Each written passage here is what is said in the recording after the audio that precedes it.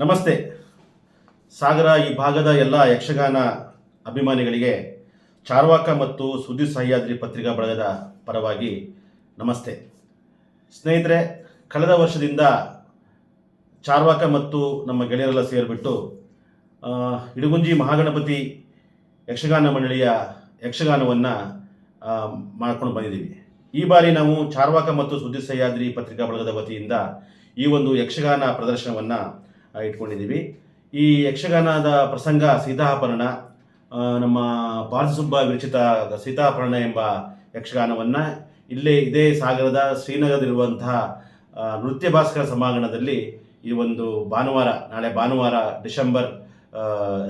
ಜನವರಿ 12 ಭಾನುವಾರದಂದು ಸಂಜೆ 5ರಿಂದ 8ರವರೆಗೆ ಆಯೋಜನೆ ಮಾಡಿದ್ದೀವಿ. ಇದು ಸೀಮಿತ ಕಾಲದಂಥ ಒಂದು ಯಕ್ಷಗಾನ ಪ್ರದರ್ಶನ.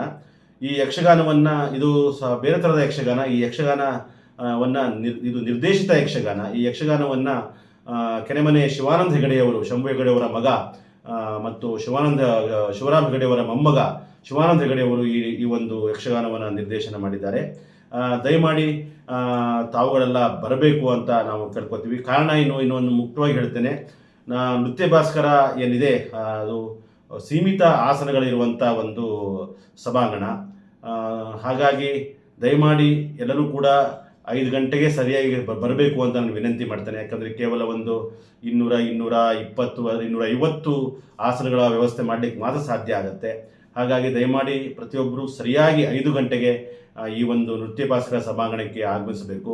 ಇದೇ ಸಂದರ್ಭದಲ್ಲಿ ನಾಡಿನ ಖ್ಯಾತ ಯಕ್ಷಗಾನದ ಚಿಂತಕ, ಬರಹಗಾರ, ಕಳೆದ ವರ್ಷದ ಕನ್ನಡ ರಾಜ್ಯೋತ್ಸವ ಪ್ರಶಸ್ತಿ ಪುರಸ್ಕೃತರಾದಂಥ ಡಾಕ್ಟರ್ H.S. ಮೋಹನ್ ರವರು ಯಕ್ಷಗಾನದ ಪ್ರಗತಿಯ ಬಗ್ಗೆ ಇಡಗುಂಜಿ ಮೇಳದ ಪಾತ್ರೆಯನ್ನು ಕುರಿತಾಗಿ ಒಂದು ಪುಟ್ಟ ಉಪನ್ಯಾಸವನ್ನು ಕೂಡ ಕೊಡ್ತಾ ಇದ್ದಾರೆ.